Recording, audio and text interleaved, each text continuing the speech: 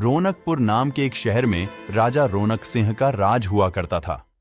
वो हमेशा अपनी प्रजा के हित में कार्य किया करते थे। वहां की प्रजा बहुत खुश रहती थी।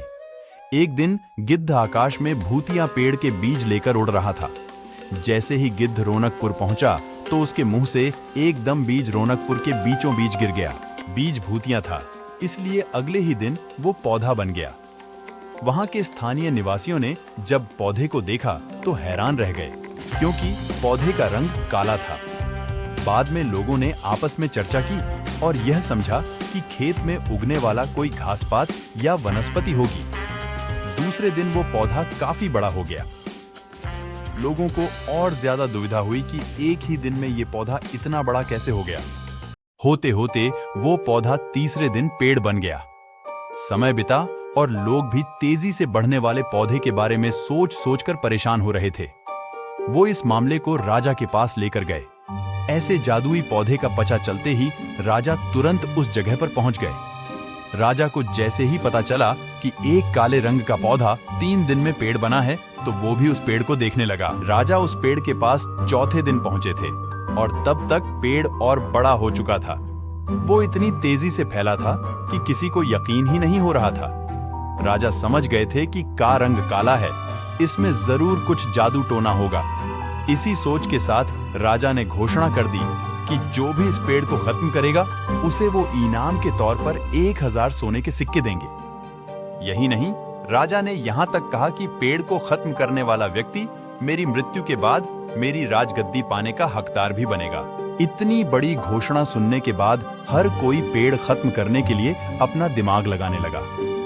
राजा के सारे चतुर मंत्रियों ने भी तरकीब लगाई, लेकिन पेड़ को कोई भी नष्ट नहीं कर पाया।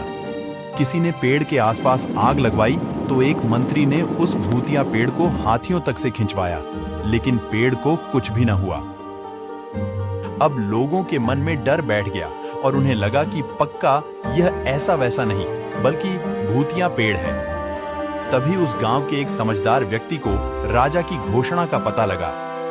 जानकारी मिलते ही वह अपने गुरु के पास भूतिया पेड़ से जुड़े रहस्य को जानने के लिए पहुंच गया।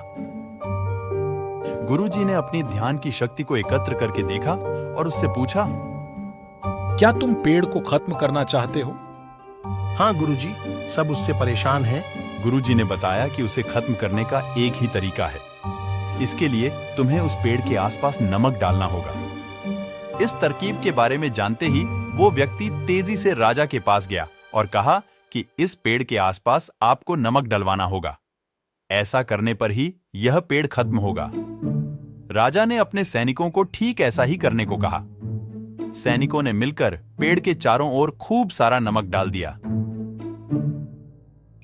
नमक डालने के एक दिन बाद ही पेड़ का आकार कुछ कम हुआ। होते होते 5वें दिन तक पेड़ एकदम छोटा हो गया। उसके बाद गलकर वो गायब ही हो गया।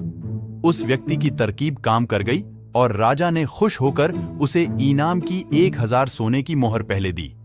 उसके बाद एक पत्र दिया जिसमें लिखा था कि वो राजा के मरने के बाद उनकी गद्दी को संभालेगा। कहानी से सीख, ऐसी कोई मुसीबत नहीं होती जिसका समाधान न किया जा सके। जरूरत है तो बस धैर्य और समझदारी की।